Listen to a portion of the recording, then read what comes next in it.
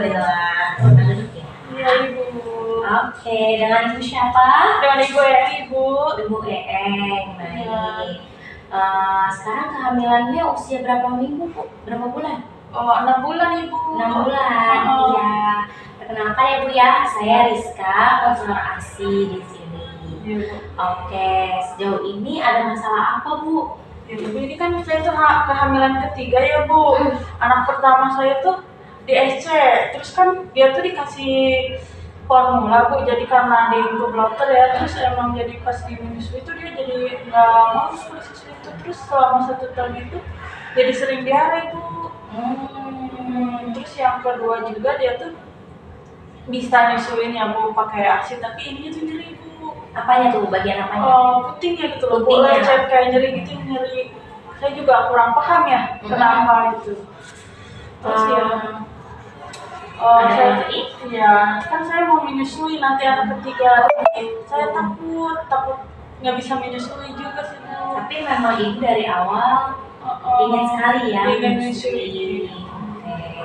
Sebelumnya maaf, boleh tanya pekerjaan Ibu apa ya? Perawat Bu. Perawat. Oke, baik. Berarti masih aktif bekerja ya Bu ya? Iya. Iya. Wah, saya turut senang juga Ibu masih semangat untuk terus menyusui anaknya ya, masih semangat pengen banget ngasih ASI ke anaknya.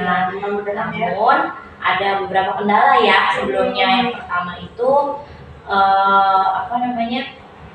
Nyeri.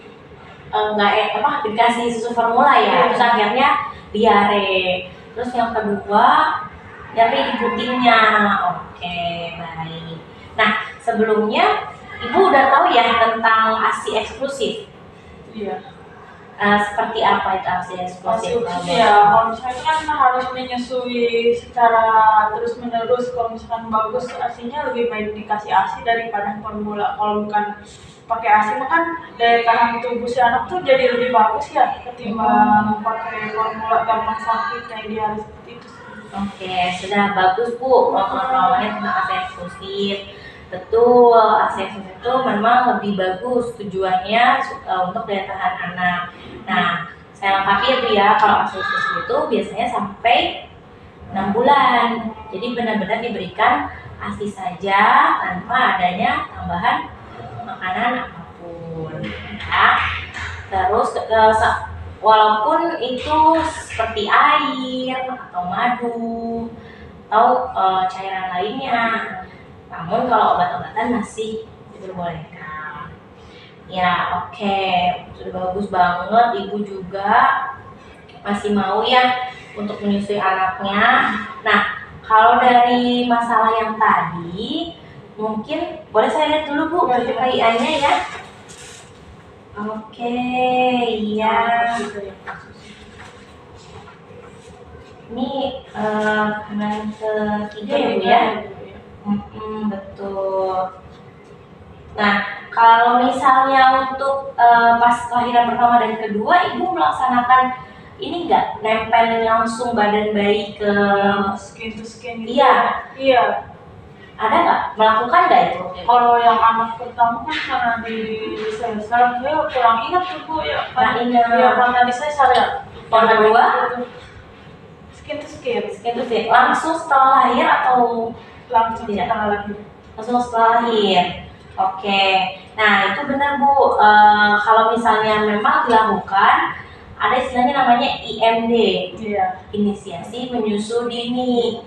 Nah itu bagus juga dilakukan. Jadi nanti mungkin pada kelahiran ketiga, Ibu bisa minta ke petugas kesehatannya atau Ibu kasih tahu ke keluarga supaya diingatkan ke petugas kesehatannya pas saat Ibu melahirkan. Karena itu salah satu keberhasilan dari menyusui nantinya. Dilakukannya IMD. Bagus. Nah itu caranya bagaimana Bu? Nah jadi benar-benar baru lahir anaknya mencari puting ibunya langsung, dan itu ada efek alamiahnya Bu. Jadi dia mencari sendiri puting ibu dan akhirnya dia menghisap payudara ibu. Ada inilah sensornya begitu ya. Jadi kalau misalnya nanti yang kelahiran ketiga ini diupayakan untuk melakukan IMD karena bagus banget Bu, itu mendukung salah satu mendukung keberhasilan ASI eksklusif nantinya. Oke, untuk masalah yang kedua tadi kan putingnya nyeri ya Bu ya, padahal Ibu udah berusaha untuk tetap memberikan ASI. Mungkin saya bisa menyontohkan ya Bu ya. Jadi ada namanya posisi dan pelekatan. Nah kalau misalnya posisinya boleh Ibu, saya di sini ada boneka. Iya Bu.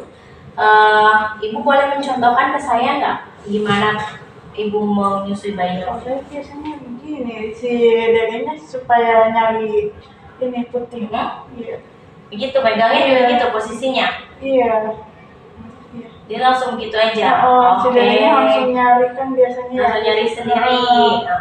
Nah, sudah bagus Bu, terima kasih. Iya. Oke, nah mungkin salah satu penyebabnya itu tadi kurang nempel Bu, kurang nempel. Jadi ada posisi dan pelekatan yang memang harus lebih diperhatikan. Seperti itu. Jadi boleh saya izin mencontohkan ya Bu ya. Nah ini tadi Ibu cara megangnya mungkin bisa, tapi lebih nyaman lagi. Jadi sebelumnya betul, Ibu relax dulu, senderan atau yang senyaman Ibu. Jadi nanti bayinya juga nyaman. Nah, terus posisinya pastikan kepala dan badan tegak lurus Bu. Jadi sejajar nih, kepala sama badannya baik. Nah, terus udah gitu kepalanya jangan sampai berada di siku. Jadi benar-benar di antara siku dan pergelangan tangan Ibu. Di kepalanya di tengah sini. Iya. Lebih nyaman betul. Nah, pastikan badan bayinya juga menyentuh badan Ibu. Jadi tidak ada jarak nih Bu ya. Takut mungkin ya Bu. Ya, terus akhirnya kan juga mempererat bonding ibunya. Gitu ya. Lalu untuk pelekatannya, nah kita biasa di sini ada singkatannya Bu. Apa itu? Namanya amubida. Amubida apa itu? Areolanya dulu. Nah jadi ada yang hitam-hitam payudara itu kan. Nah itu usahakan benar-benar masuk ke dalam mulut bayi. Gimana caranya? Jadi Ibu bisa narik dulu sedikit payudaranya, dimasukkannya dari bawah ke atas. Jadi seperti gini. Nah makanya dia masuk yang kedua, mulutnya terbuka lebar setelah itu bayinya. Harus terbuka. Dan mulut bagian bawahnya seperti melipat keluar Bu. Jadi dia kayak nempel lah istilahnya. Ya. Nah jadi kelihatan areola bawah atau yang hitam-hitam di bagian bawah Ibu tuh kelihatannya sedikit banget gitu ya. Terus setelah mulutnya terbuka lebar, pastikan bibirnya juga ini ya tadi kan membuka keluar. Jadi benar-benar dia masuk semuanya, menghisap areolanya. Jadi nggak cuma putingnya doang. Nah kalau misalnya putingnya saja itu mungkin yang bisa menyebabkan lecet. Jadi sebenarnya menyusui itu bukan hanya di putingnya saja, tapi di seluruh jaringan payudara gitu. Nah setelah itu yang terakhir dagu. Dagunya karena kita memasukkannya dari bawah, akhirnya dagunya juga menempel pada payudara. Makanya pelekatannya memang harus pas. Terus juga betul, karena posisinya seperti ini, akhirnya kan juga mukanya bayi menghadap ke payudara Ibu. Ini sejajar nih, gitu enak, bayinya juga nyaman, ibunya juga relax. Seperti itu. Mudah-mudahan lah yang bayi yang ketiga sih Bu ya. Iya, semangat Bu, pasti bisa. Kan Ibu juga cuti saya juga 4 bulan karena udah diambil AMI. Oh, berarti jadinya lebih lama ya Bu ya? Iya, terus sih kan ada yang masuk juga ya sih. Ada adik perempuan di situ. Mudah-mudahan lah ya. Terus ada rumah juga dekat rumah sakit, jadi kalau ada apa-apa mungkin lebih ini ya. Lebih cepat. Iya. Nah, bisa juga nanti Bu, misalnya Ibu sudah masuk kerja, bisa dengan ASI perah, dan itu nggak harus dengan pumping. Lebih berat lagi ya? Jadi bisa diperah langsung dengan tangan. Gitu. Jadi lebih bagus mungkin ya. Jadi lebih baik, iya, ya. benar. Dan lebih ekonomis juga, nggak perlu harus beli alatnya. Seperti itu. Tapi nggak sakit kan ya? Nah, itu ada caranya juga, Bu. Jadi boleh saya boleh contohkan ya, Bu ya. Nah, sini saya ada model payudara. Sama, nanti Ibu boleh jangan lupa kalau di rumah siapkan cangkir kecil. Oh iya. Ya, cangkir kecil tapi yang atasnya ini mulutnya lebar, jadi Ya, mudah baik. nanti buat memerahnya. Nah, di sini payudaranya kita pijat, tapi Ibu megangnya seperti huruf C. Oh gitu ya. Iya.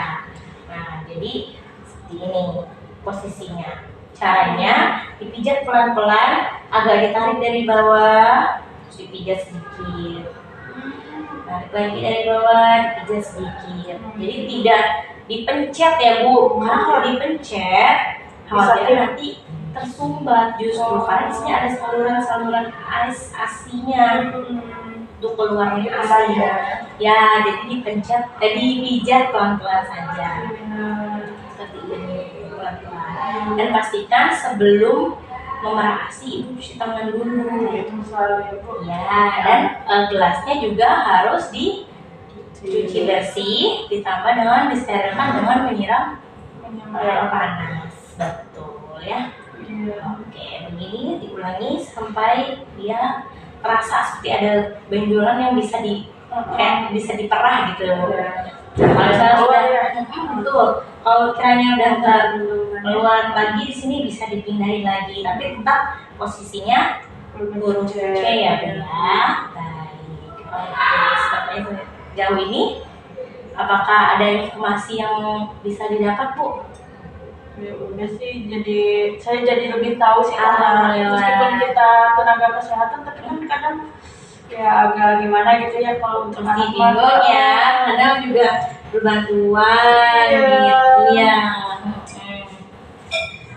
Oke, ini kehamilannya nggak ada masalah ya, Bu ya? Sejauh ini alhamdulillah baik. Itu aja sih. Oke. Untuk menyusui. Ya, karena memang kalau misalnya resikonya itu salah satunya mungkin itu yang seperti bayi pertama. Ada diare, walaupun ya tidak sering, namun ada mengalami diare. Mudah-mudahan ya Bu bisa menyusui ya Bu. Amin. Semangat ya, Bu ya. Semoga kelahiran ketiga ini bisa ASI eksklusif sampai 6 bulan. Oh iya, baik Ibu. Terima kasih banyak ya Ibu untuk informasinya. Selalu ya, Bu, bukunya. Sehat Ibu Rizka. Sama sehat ya, Bu. Iya.